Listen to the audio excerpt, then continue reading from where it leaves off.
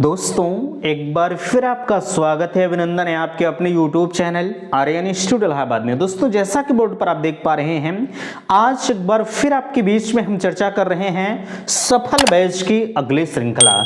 जैसा कि आप सभी को पता है, लगातार हम आपके बीच में चैनल के माध्यम से चैप्टर नंबर 4 को कवर करने के बाद चैप्टर नंबर 5 का पहला पार्ट आपके बीच में जा रहा है। ठीक है, सॉरी पहला पार्ट तो जा ही चुका है, दूसरे पार्ट का आप बेसब्री से इंतजार कर रहे हैं। चैप्टर का नाम है महाजनपद काल। तो पार्ट नंबर 2 आप लगातार कह रहे थे कि भैया कब आएगा, तो लगातार हम आपके बीच में पार्ट वाइज करके चैप्टर को फिनिश करने का प्रयास कर रहे हैं। देखिए आपका फीडबैक मुझे चाहिए, आप अपना फीडबैक मुझे नहीं दे रहे हैं कि यहां से दी जाने वाली चीजें आपको समझ में आ रही है कि नहीं आ रही हैं। प्लीज आप अपना फीडबैक मुझे अवश्य दें। ठीक है, यहां देखिए आपके लिए मैंने नए साल धमाका के रूप में सफल बैच लॉन्च किया है, जिसकी कीमत मात्र और मात्र 120 रुपए है। सफल बैच पहले 220 रुपए में था, लेकिन नए साल के उपलक्ष्य में आपके लिए 120 रुपए में किया गया है। 120 रुपए में मॉडल पेपर है, प्रीवियस ईयर पेपर है, लाइव प्लस रिकॉर्डेड क्लासें हैं और सारे सब्जेक्ट के नोट्स हम आपके लिए प्रोवाइड कर रहे हैं। कितने में? 120 रुपए में। यह ऑफर सिर्फ 5 जनवरी तक वैलिड है। अगर आपको बैच ज्वाइन करना है तो आप 9452331053 पर संपर्क करिएगा, या तो डिस्क्रिप्शन में दी गई लिंक पर आप विजिट करें, वहां से भी आप सफल बैच को ज्वाइन कर सकते हैं। ठीक है, तो आप उम्मीद करते हैं कि आप अपना फीडबैक मुझे देंगे, और अगर सफल बैच को ज्वाइन करना हो तो आप अविलंब ज्वाइन कर लीजिए, क्योंकि क्लासें आपकी डिस्टर्ब ना हो, ये आपके लिए बेहतर होगा। ठीक है, तो बहरहाल उम्मीद करते हैं कि आप सफल बैच को ज्वाइन करेंगे। ठीक है, अपनी बेहतरीन सफलता सुनिश्चित करने के लिए बैच को जरूर ज्वाइन करें। मैं आपसे बार बार यही कहता हूं, बहरहाल कोई बात नहीं भी ज्वाइन करते हैं तभी मुझे आपत्ति नहीं है, लेकिन यहां से जो चीजें दी जाए आप उसे अगर स्वतः भी नोट्स बनाते हैं तब भी आपके लिए सफिशिएंट है। ठीक है, कोई दिक्कत नहीं है। अगर आपको जो है नोट्स चाहिए तो आप पेमेंट कर दीजिए, हम आपको ऐड कर देंगे, आपको समय समय पर नोट्स मिलती रहेगी। ठीक है, तो फिलहाल के लिए चलिए हम लेके चलते हैं पार्ट नंबर 2 पर। उससे पहले मैं फिर कहना चाहूंगा कि आप अपना फीडबैक मुझे अवश्य दीजिएगा। तो चलिए हम लेके चलते हैं मोबाइल की स्क्रीन पर। तो दोस्तों फाइनली हम आ चुके हैं अपने मोबाइल के स्क्रीन पर, जहां से देख पा रहे हैं चैप्टर नंबर 5 की शुरुआत। हालांकि अगर देखा जाए तो पहले लेक्चर से हम कर चुके हैं, यह आपके बीच में दूसरा लेक्चर प्रोवाइड होने जा रहा है चैप्टर नंबर 5 का। आपको पता है 16 महाजनपदों के संक्षिप्त उल्लेख के बाद हमारा अगला जो टॉपिक बनता है वो मगध का साम्राज्य, यानी जो 16 महाजनपद थे। हालांकि अगर देखा जाए 16 महाजनपदों के तहत आपने देखा आपका अंग हो गया, मगध हो गया, काशी हो गया, वैशाली, वज्जी, चेटी अथवा चेदी, वत्स हो गया, आपका कुरु हो गया, कुरु के बाद पांचाल है, अस्मक है, मच्छ है, सूरसेन, मल्ल है, गांधार, कंबोज और आवंती। ये 16 महाजनपदों के उल्लेख के बाद मैंने बताया आपसे आपका अगला टॉपिक है मगध का साम्राज्य। अच्छा, वीडियो शुरू करने से पहले मैं फिर से निवेदन करूंगा कि अगर इस पीडीएफ की ज़रूरत आपको पड़ रही है तो डिस्क्रिप्शन बॉक्स में एक लिंक दी गई है, आप लिंक पर विजिट कर सकते हैं, या तो दिए गए नंबर 9452331053 पर जो है संपर्क करके आप नोट्स को प्राप्त कर सकते हैं। नोट्स के लिए ऑफर चल रहा है 120 रुपये में। ऑफर 5 जनवरी तक वैलिड है। 5 जनवरी के बाद पुनः इसकी प्राइस में वृद्धि करके 220 रुपये कर दिया जाएगा।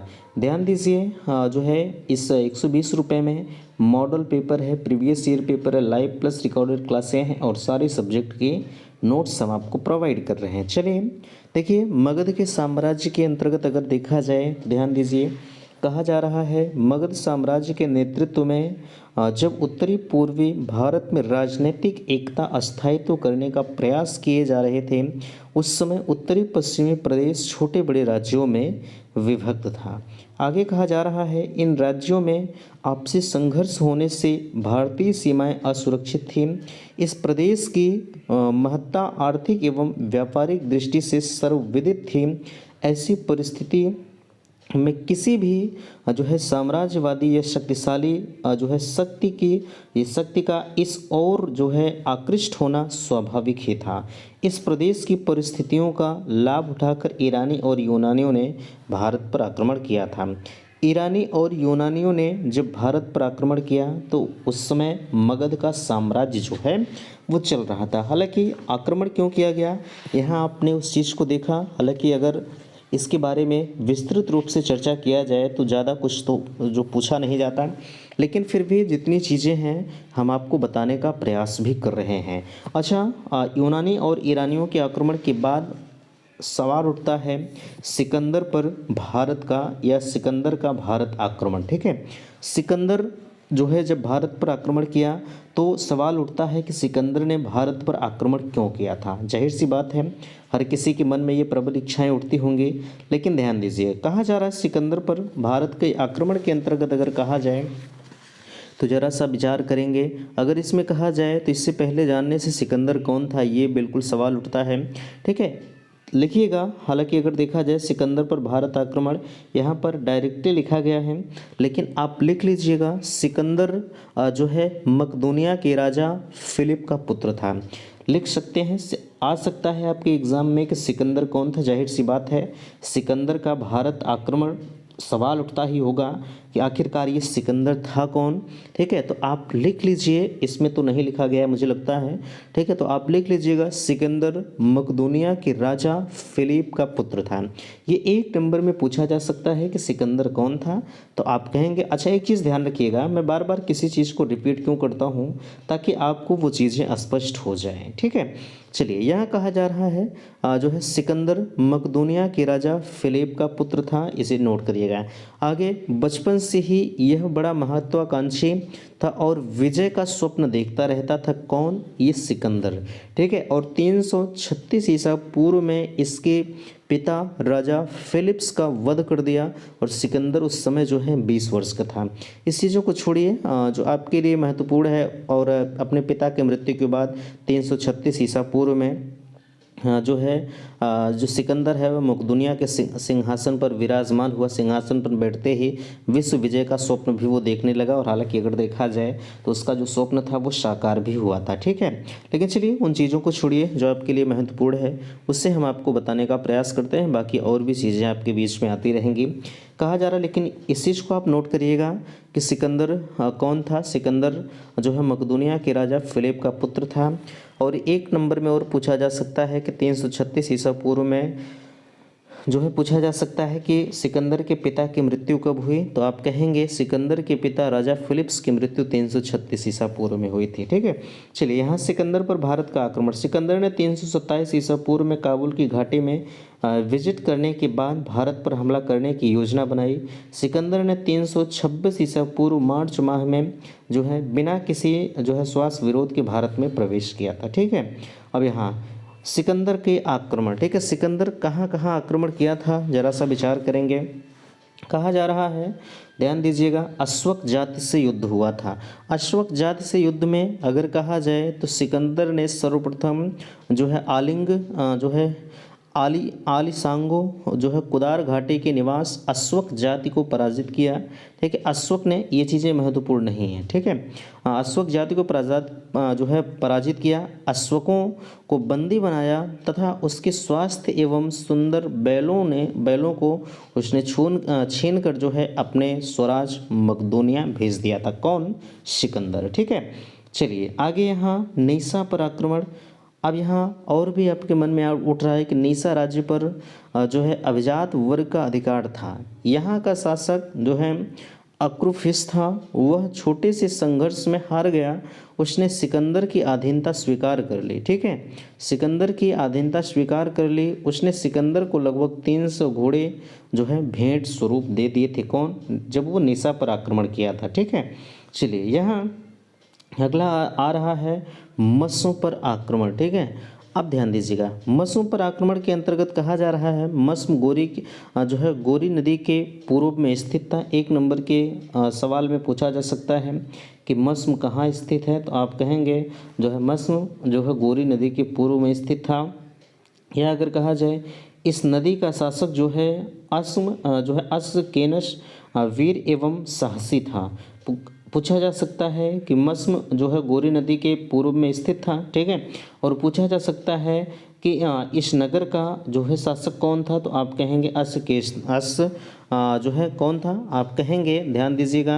हालांकि अगर देखा जाए थोड़े से अटपटे शब्द आपके बीच में ज़रूर आ रहे होंगे, चूँकि ये ऐतिहासिक चीज़ें हैं, थोड़ा सा इधर उधर की चीज़ें ज़रूर आती हैं, ठीक है। अस्केनस, ठीक है, क्या है, अस्केनस वीर एवं साहसी था। इस दुर्ग पर अधिकार करने के बाद, ठीक है, अधिकार करने के लिए कड़ा संघर्ष करना पड़ा, पर अंत में सिकंदर विजय प्राप्त हुई, ठीक है। किसकी विजय? सिकंदर की विजय जो है प्राप्त हुई। थोड़ा सा इस पर और हम चर्चा करना चाहेंगे, जरा सा विचार करेंगे। ये जो लास्ट का दिया गया है, ठीक है, देखिए अगर इसमें कहा जाए जो है मस्क जो है गोरी नदी के पूर्व में स्थित था। यह पश्चिम और दक्षिण के पूर्व में 3 दिशाओं में चट्टानों, ठीक है, चट्टान थी, पर्वतमालाओं और नदियों में सुरक्षित था। यहाँ का दुर्ग जो है अभेद था। इस नगर का शासक जो है अस्केनस वीर एवं साहसी था, ये तो मैंने आपको बताया। इस दुर्ग पर अधिकार करने के लिए सिकंदर को बड़ा संघर्ष करना पड़ा था ना। ये ऐसी ऐसी चीज़ें हैं, हालांकि ये ऐतिहासिक है, थोड़ा सा आपको दिमाग जरूर लगाना होगा, ठीक है। चलिए अगला आ रहा है 4 नंबर में, देखेंगे आम्भे आ रहा है। हालांकि जो मुझे लगता है कि 12-13 जो है जब सिकंदर ने आक्रमण किया था तो 12-13 चीज़ें पॉइंट करके दी जा रही हैं। आम्भे हो गया, इसे आप ध्यान दीजिएगा। अभिसार हो गया। थोड़ा सा हम जो है एक ओरल तरीके से पढ़ते हुए चलते हैं। कहा जा रहा तक्षशिला का राजा आम्भे था। पूछा जा सकता है कि तक्षशिला का राजा कौन था, तो आप कहेंगे आम्भे था। आम्भे सिकंदर के युद्ध के बजाय उसकी अधीनता स्वीकार कर ली। आम्भे ने एक विशाल समारोह सिकंदर के लिए आयोजित किया था, बहुमूल्य उपहार भेंट दिए थे। आगे अभिसार अगर कहा जाए, अभिसार झेलम एवं चिनाब नदी के बीच में स्थित था। अभिसार और अन्य छोटे राज्यों, यहाँ पूछा जा सकता है कि अभिसार कहाँ स्थित था, तो आप कहेंगे अभिसार झेलम एवं चिनाब नदी के बीच में स्थित था। अभिसार और अन्य छोटे छोटे राज्यों में सिकंदर की सर्वाधिक शक्ति के जो है आगे युद्ध में जो है इनकार कर दिया और उसकी अधीनता जो है वो स्वीकार कर लिया। पोरस का युद्ध यहाँ पूछा जा सकता है। पोरस चिनाब एवं झेलम नदियों के मध्यवर्ती प्रदेश का शासक था। पोरस की वीरता में सिकंदर इतना प्रभावित हुए कि उसने 3 जो है अगर कहा जाए उसके जीते हुए राज्य को, ठीक है, क्या चीज़, उसके जीते हुए राज्य को वापस कर उन्हें पोरस की संध कर ले। सिकंदर ने अपने विजय अभियान को पोरस का सहयोग भी लिया था।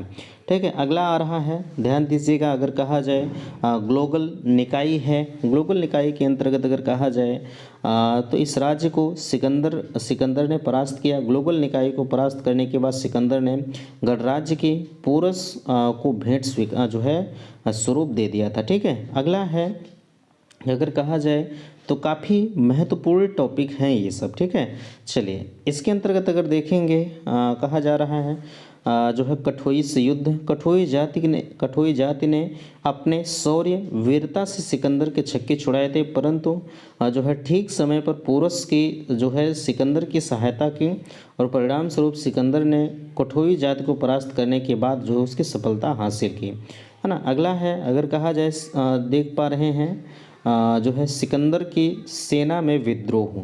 ठीक है, सिकंदर की सेना में विद्रोह के अंतर्गत ध्यान दीजिएगा। सिकंदर जो है कहा जा रहा है सोभूत पर। ठीक है, सिकंदर जो है सोभूत पर विजय प्राप्त करने के बाद जैसे ही व्यास नदी के तट पर पहुंचा, तभी वहां की सेना ने जो है आगे बढ़ने से मना कर दिया। सिकंदर ने सेना को समझाने की बहुत कोशिश की, परंतु जब सेना नहीं मानी तब सिकंदर लौटने का निश्चय कर लिया था। हालांकि अगर देखा जाए ये चीज़ें तो थोड़ा सा आपको इंटरेस्टेड कम लग रही होंगी, ठीक है, क्योंकि इसमें कोई समझाने वाली बात है नहीं। ये इतिहास से बाबू, इतिहास इसी तरह से पढ़ा ही जाएगा। ठीक है, इसलिए आप थोड़ा सा ज़रूर दिमाग लगाएंगे, ये युद्ध वगैरह कब हुए थे, कहाँ सिकंदर कैसे क्या हुआ था। ठीक है, 1 नंबर के क्वेश्चन जहाँ से बनेंगे वो मैं आपको बता रहा हूँ। 325 सिकंदर की स्वदेश वापसी एवं मृत्यु आ रही है। 325 ईसा पूर्व में जो है सिकंदर अपने देश की ओर प्रस्थान किया था। पूछा जा सकता है कि सिकंदर अपने देश की ओर कब प्रस्थान किया था, तो आप कहेंगे 325 ईसा पूर्व में। यहाँ से हटकर हम थोड़ा सा आपको बताने का प्रयास करते हैं। ठीक है, कहा जा रहा है सिकंदर ने अपनी सेना को दो भागों में बांट दिया था। ठीक है, एक जो है एक भाग नियार्कस की अध्यक्षता में जल मार्ग तथा दूसरा जो था सिकंदर के नेतृत्व में थल मार्ग से वापस हुआ। यानी दो भागों में बांटा था, एक तो जो है भेजा था जल मार्ग पर, दूसरा थल मार्ग पर। ठीक है, सिकंदर को तीव्र जो है ज्वर आया या बुखार आया, परंतु वह धीरे धीरे मदिरा का सेवन करता रहा। ठीक है, जब उसको ज्वर आया तो धीरे धीरे वह मदिरा का सेवन करता रहा। ठीक है, वो मदिरा का बहुत आशिक था और निरंतर मदिरा का सेवन करते करते वो निरंतर भी चलता रहता था। ऐसा नहीं है, आज के समय में देखे होंगे कि लोग थोड़ा सा ले करके, है ना। बहरहाल उन चीज़ों को छोड़िए, हम उस पर नहीं आएंगे, वो अलग का मामला अपना, ये ऐतिहासिक चीज़ें हैं। ठीक है, आगे कहा जा रहा है वो निरंतर चलता रहता था, मदिरा का सेवन तो जरूर करता था, लेकिन फिर भी वो सेवन करने के बाद भी धीरे धीरे मंद गति से चलता रहा, जिसकी वजह से उसकी जो मृत्यु है वो 22 वर्ष की आयु में स्वदेश पहुंचने से पहले, ठीक है, 325 ईसा पूर्व में सिकंदर की मृत्यु हो गई थी। एक नंबर के क्वेश्चन में पूछा जा सकता है कि सिकंदर की मृत्यु कब हुई थी, तो आपने यहाँ देख लिया कि 325 ईसा पूर्व में सिकंदर की मृत्यु हुई थी। ठीक है, तो यहाँ तक की चीज़ें मुझे लगता है कि आपको समझ में आ गई होगी। अगला आपके बीच में आ रहा है, ध्यान दीजिएगा, जो है सिकंदर के आक्रमण का क्या प्रभाव पड़ा। आखिरकार जब सिकंदर ने आक्रमण किया तो उस समय क्या प्रभाव पड़ा था। सिकंदर के आक्रमण का प्रभाव यहाँ देख पा रहे हैं। सिकंदर के भारत पर आक्रमण के प्रभाव तीन भागों में विभक्त थे, राजनैतिक प्रभाव, आर्थिक और सांस्कृतिक प्रभाव। ठीक है, अब यहाँ पहला है राजनैतिक प्रभाव। अब इसके अंतर्गत निम्नलिखित जो है रूप में विभक्त किया जा सकता है। सिकंदर के हमले से भारतीय राजाओं में आपसी फूट प्रदर्शित हुई। यहाँ के राजाओं ने एकजुट होकर सिकंदर की जो है शक्ति का सामना नहीं किया, परिणाम स्वरूप सभी राजाओं ने हार का सामना किया था। ठीक है, अब अगला आ रहा है आपके बीच में आर्थिक प्रभाव। ये तो पहला आपका था, आपने यहाँ देखा, ये राजनीतिक प्रभाव था। दूसरा अब आ रहा है आखिरकार जो है आर्थिक प्रभाव क्या पड़ा था। ध्यान दीजिएगा, कहा जा रहा है सिकंदर के हमले से जो है अनेक व्यापारिक मार्ग जो है खुल गए। मार्गों में एक जल मार्ग तथा 3 स्थल मार्ग भारत, ईरान आदि पश्चिमी देशों के मध्य थे। व्यापारिक दृष्टि से जो है काबुल, बलूचिस्तान में सुल्तान दर्रा तथा जो है जोडोसिया में से होकर आने वाला जो है स्थल मार्ग भविष्य में व्यापारिक दृष्टि से अधिक उपयोगी जो है सिद्ध हुआ था। ठीक है, ये आर्थिक प्रभाव था। अब यहाँ लास्ट टॉपिक आपके बीच में आ रहा है, ध्यान दीजिएगा, जो है सांस्कृतिक प्रभाव क्या था। थोड़ा सा आप सांस्कृतिक प्रभाव को भी समझने का प्रयास करेंगे, हालांकि हैं तो बड़े बड़े, लेकिन बिल्कुल भी हम आपको शॉर्ट में बताने का प्रयास कर रहे हैं। ठीक है, चलिए, सांस्कृतिक प्रभाव के अंतर्गत अगर कहा जाए तो कहा जा रहा है यूनानी शैली पर आधारित अत्यंत सुंदर एवं आकर्षित मूर्तियों का निर्माण प्रारंभ हुआ था। कब? जब सिकंदर ने भारत पर आक्रमण किया उसके बाद। ठीक है, अगला कहा जा रहा है भारत एवं यूनानी कला में सम्मिश्रण की गांधार कला शैली का विकास हुआ और भारत की जो है भवन निर्माण कला पर भी यूनानी का प्रभाव पड़ा था। अगला कहा जा रहा है, ध्यान दीजिएगा, ये जो है लास्ट है, कहा जा रहा है भाषा एवं साहित्य। ठीक है, थोड़ा सा हम अलग से हट के बताने का प्रयास कर रहे हैं, जरा सा विचार करेंगे। भाषा एवं साहित्य पर यूनानी प्रभाव पड़ा था। अनेक यूनानी शब्द यथा पुस्तक, कलम, जो है फलक, सुरंग आदि को संस्कृत भाषा में स्थान भी दिया गया था। ठीक है, ऐसी ऐसी चीज़ें चल रही थी। अगला अगर एक पॉइंट और इसमें हम बताएं तो इसमें आप कह सकते हैं कि भारतीय ज्योतिषी विद्या से पहले ही बहुत उन्नति कर चुके थे, परंतु जो है भारतीयों में राशि चक्र के विषय में बहुत कुछ सीखा। ज्योतिषशास्त्र के सिद्धांत में रोमक एवं जो है पॉलिस के लिए भारतीय ज्योतिषी यूनानियों के ऋषि थे। ये चीज़ों को आपने देख लिया। आगे थोड़ा सा और आपके लिए स्मरणीय बिंदु के तहत आ रहे हैं, देख लीजिएगा। स्मरणीय बिंदु में कहा जा रहा है महाजनपद काल में राजा समाज का रक्षक था। ठीक है, अगला कहा जा रहा है महाजनपद काल में राजा समाज का रक्षक होता था। अगला है आरंभी तक्षशिला का राजा था। पूछा जा सकता है कि जो है आरंभी कौन था, तो आरंभी तक्षशिला का राजा था। ठीक है, घनानंद के समय सिकंदर भारत आया था। पूछा जा सकता है कि सिकंदर भारत कब आया था, तो आप कहेंगे घनानंद के समय में सिकंदर जो है भारत आया था। ठीक है, लास्ट है 600 ईसा पूर्व में महाजनपदों के अतिरिक्त जो है कुछ अतिरिक्त कुछ नंद वंश के राज्य गणराज्य भी थे। ठीक है, तो यहाँ तक की चीज़ें मुझे लगता है कि आप सभी को समझ में आए होंगे। चैप्टर नंबर 5 को यहीं से हम फिनिश करते हैं। उम्मीद करते हैं कि आपको समझ में आया होगा। प्लीज़ अगर समझ में आया होगा तो आप अपना फीडबैक मुझे अवश्य दीजिएगा। बाकी अगर कोई भी दिक्कत होगी तो भी आप मुझे कमेंट करके बता सकते हैं। ठीक है, तो मिलते हैं आपसे नेक्स्ट अगली वीडियो में। वीडियो को लाइक कीजिएगा, शेयर कीजिएगा और चैनल पर पहली बार विजिट किए हैं तो चैनल को सब्सक्राइब जरूर कीजिएगा। वीडियो समाप्त करते हैं। थैंक्स, धन्यवाद।